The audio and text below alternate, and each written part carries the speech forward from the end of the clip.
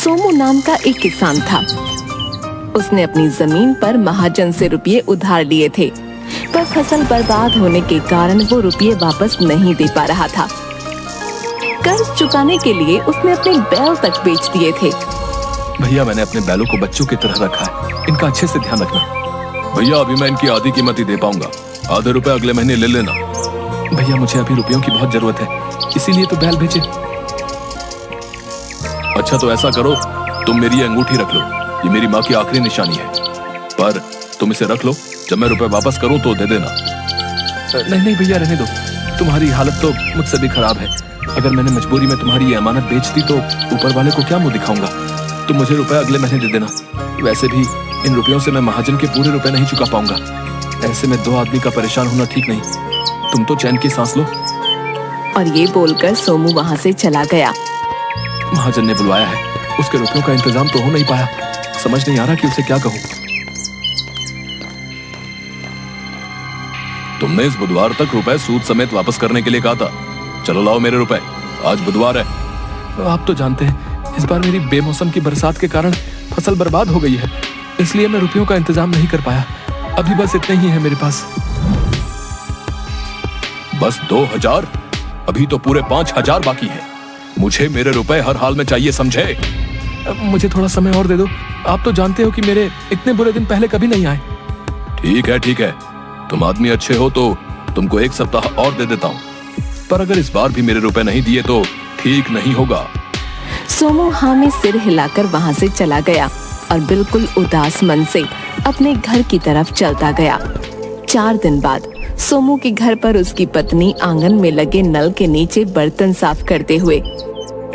तुम सुनो, क्या सोमू का घर यही है? बाहर बुलाओ उसे। जी हाँ, ये उन्हीं का घर है। क्या बात हो गई? आप लोग कौन हैं? हम महाजन के आदमी हैं, समझी?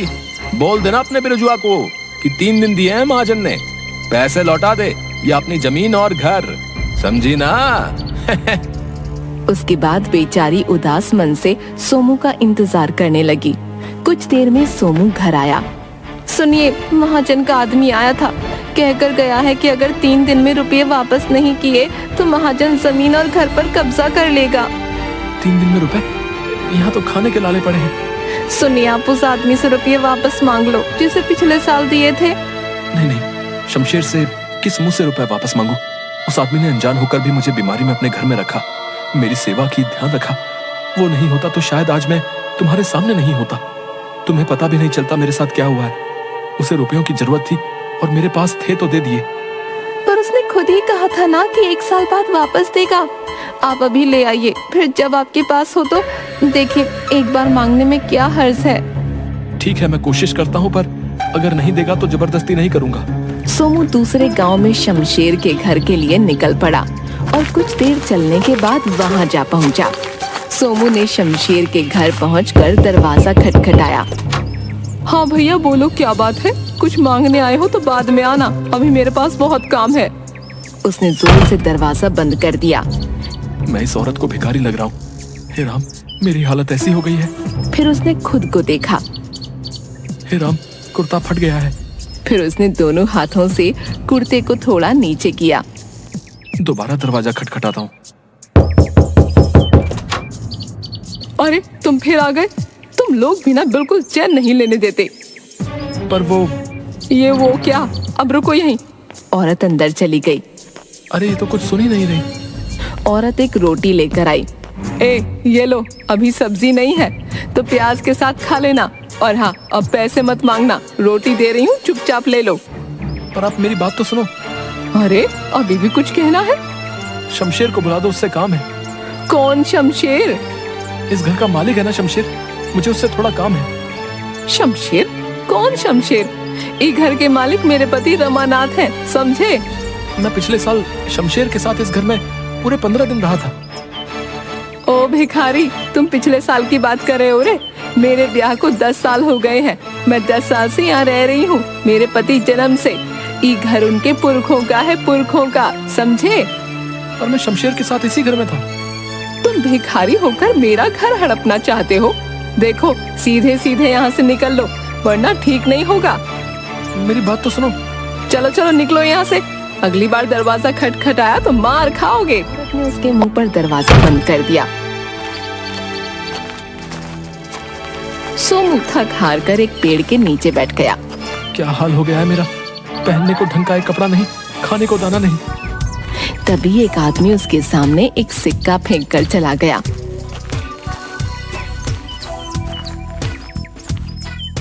शायद सच्ची में मैं भिखारी लग रहा हूँ।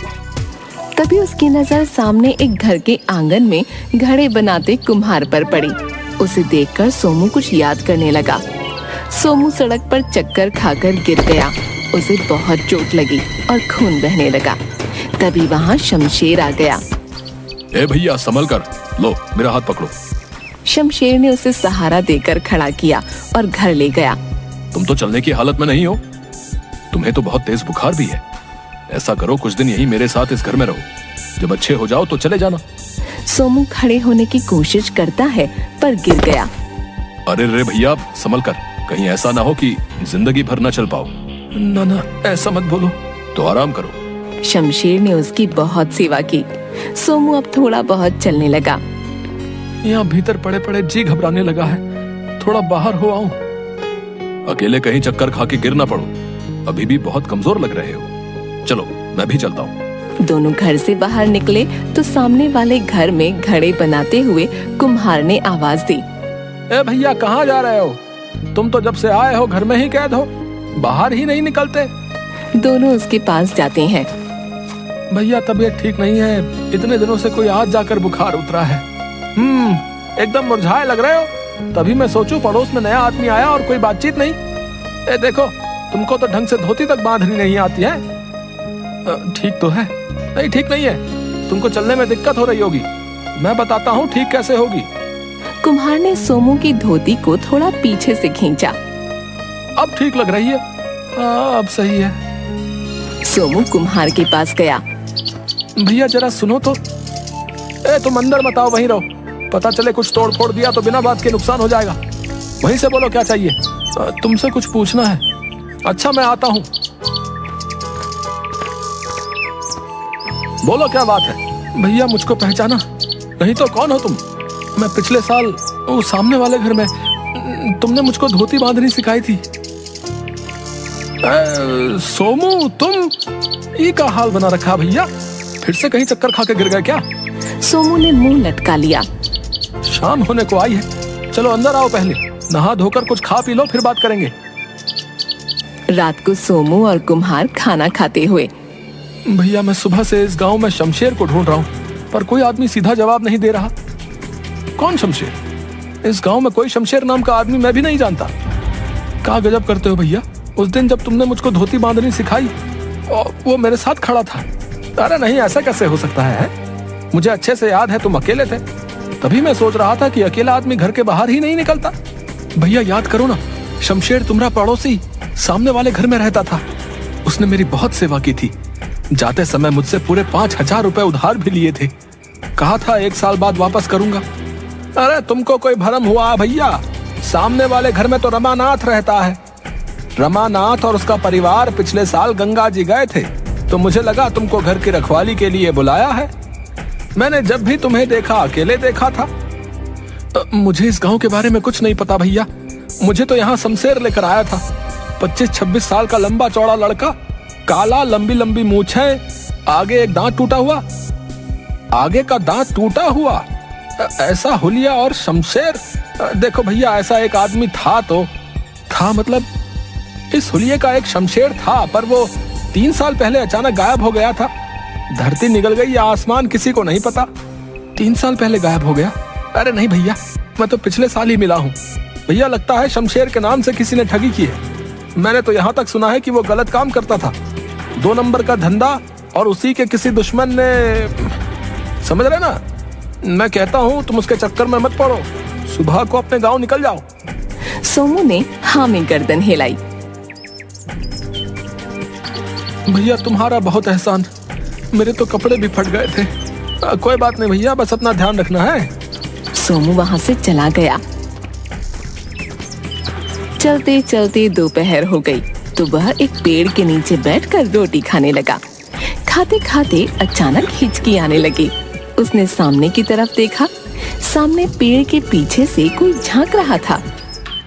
ये कौन है? अरे ये तो शमशेर है। सोमू सब कुछ छोड़कर उसी ओर भागने लगा। दोनों भागने लगे, आगे आगे शमशेर और पीछे बिरजू। सोमू उसके पीछे भागते हुए जंगल में पहुंच गया कि अचानक वो पत्थर से टकरा गया। रुक बहरूपिये, मेरे रुपए वापस कर। शमशेर भाग गया।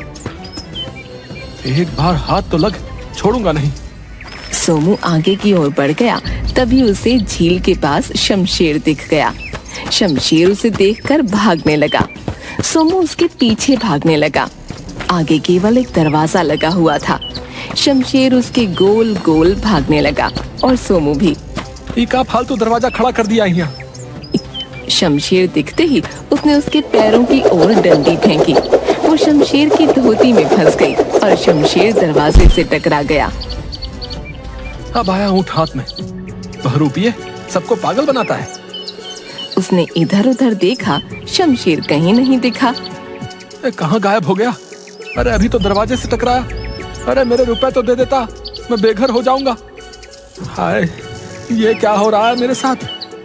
तभी दरवाजा जोर से हिलने लगा और उसमें चिपका हुआ शमशेर दिखा और गायब हो गया। सोमू घबरा गया। ए भैया, मैंने तुम्हारी जान बचाई थी, आज तुम्हारी बारी है। इस दरवाजे को उठाकर नदी में बहा दो। क्यों? मैं सब बताऊंगा। पहले ये दरवाजे को पानी में बहाओ, वरना मैं मर जाऊंगा। कहीं मुझे कुछ, अगर शमशेर उस समय मेरा ध्यान नहीं रखता तो मैं पिछले साल ही मर गया होता। मेरे रुपयों से बड़ा इसका एहसान है। सोमू ने दरवाजे को हाथ लगाया और हटा लिया। ये दरवाजे में से कुछ चुभ रहा है। उसने फिर हिम्मत करके दरवाजे को उठाया और नदी में बहा दिया। जैसे ही दरवाजा नदी में डूबा, शमशेर सोमू के सामने प्रकट हो गया। ये क्या माजरा है? भैया मैं तुमको सब बताता हूँ। पहले मैं बहुत लालची था।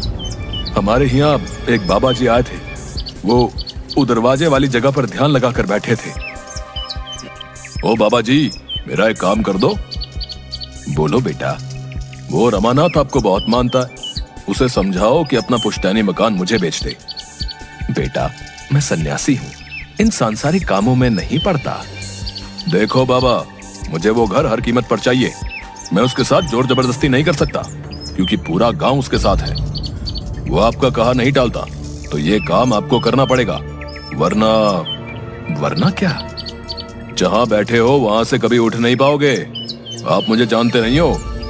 बेटा, तुम स्वार्थ में अंधे हो गए हो, सुधर जाओ। अरे मुझे सुधरने को कहता है? कहकर उसने बाबा को पकड़ना चाहा, परंतु बाबा ने एक फूंक मारी और शमशेर दरवाजे में परिवर्तित हो गया।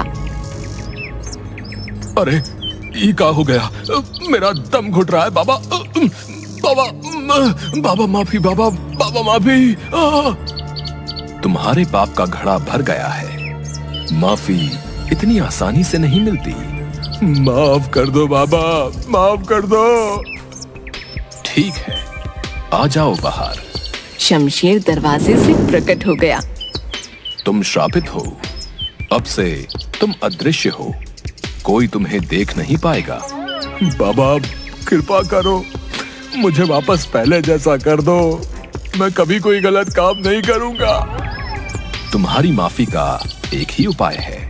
एक ऐसा आदमी जो इस गांव का ना हो, निर्बल हो, लेकिन दिल का सच्चा हो। यदि उसे तुम्हारी जरूरत होगी तो तुम केवल उसे दिखने लगोगे। तुम्हारे सच्चे मन से की गई सेवा से यदि वो स्वस्थ हो जाए और 1 साल बाद वो इस दरवाजे को उठाकर नदी में बहाए, तो तुम फिर से पहले जैसे हो जाओगे। ऐसा तो पहले कभी सुना नहीं। जब मैं तुम्हें दिखने लगा तो मैं समझ गया कि तुम ही वो आदमी हो, पर मैं तब तुम्हें ये सब नहीं बता सकता था। इसलिए तुमसे रुपए उधार लिए कि तुम 1 साल बाद इसी बहाने वापस आ जाओ। तुम बहुत होशियार आदमी हो, गायब होकर वापस इस दुनिया में आ गए। शमशेर ने वहीं मिट्टी में गड्ढा खोदकर एक डिब्बा निकाला।